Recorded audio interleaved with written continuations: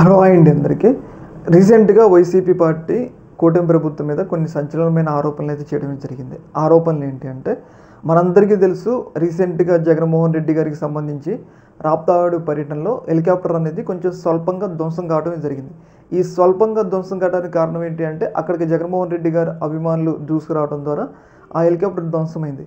అయితే ధ్వంసం కావడం ద్వారా జగన్మోహన్ రెడ్డి గారితో పాటు హెలికాప్టర్ని టేకప్ చేయడానికి పైలట్ అంగీకరించలేదు. ఎందుకు అంగీకరించలేదంటే, జగన్మోహన్ రెడ్డి గారు ఒక సెన్సిటివ్ పర్సన్ మీన్స్ ఏంటంటే, ఆయన ఒక రాజకీయ నాయకుడు, వీఐపీ. హెలికాప్టర్లో ఒక చిన్న ప్రమాదం ఉన్నప్పుడు ఆయన్ని గనక తీసుకొని టేకప్ అయితే మధ్యలో ఏమైనా ఇబ్బందులు ఎదురైనప్పుడు, తీవ్రస్థాయి ప్రమాదం జరిగితే కొన్ని ఇబ్బందులు ఎదురవుతాయి. కాబట్టి అలాంటప్పుడు జగన్మోహన్ రెడ్డి గారిని మీరు బెంగళూరుకి కారులో వెళ్ళండి, మేము మార్కెట్ టేకప్ అవుతామని చెప్పేసి పైలట్ తన ఒక్కడే వెళ్ళిండు. పైలట్ అండ్ కో పైలట్ వాళ్ళిద్దరే వెళ్ళారు బెంగళూరుకి. అయితే ఇప్పుడు ఈ విషయం మీద ఏపీ పోలీసులు ఇన్వెస్టిగేషన్ చేస్తున్నారు.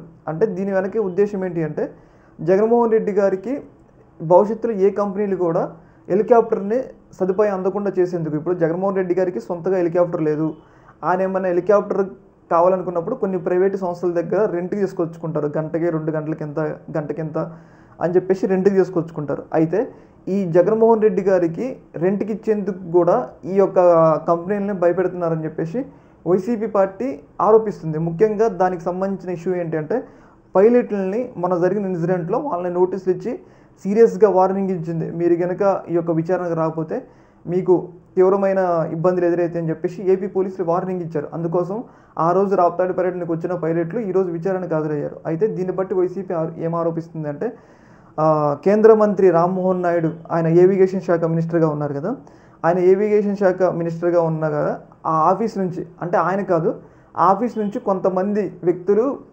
కంపెనీలకి, హెలికాప్టర్ కంపెనీలకి, అంటే హెలికాప్టర్ సరఫరా చేసే కంపెనీలు ఉంటాయి కదా, ఆ కంపెనీలకి ఫోన్ చేస్తున్నారంట. ఫోన్ చేసి మీరు కనుక జగన్మోహన్ రెడ్డి గారికి హెలికాప్టర్ ఇస్తే మీరు ఇబ్బందులు ఎదుర్కొంటారు, మీరు జగన్మోహన్ రెడ్డి గారికి హెలికాప్టర్ సదుపాయం కల్పించొద్దు అని చెప్పేసి కేంద్ర మంత్రి ఏవిగేషన్ శాఖ minister Rammohan Naidu minister office నుంచి ఫోన్స్ వెళ్తున్నాయి. దాని ద్వారా ఏంటి అంటే, హెలికాప్టర్ కంపెనీలు జగన్మోహన్ రెడ్డికి హెలికాప్టర్ని పంపిణీ చేయాలంటే భయపడుతున్నారు. అర్థమైంది కదా.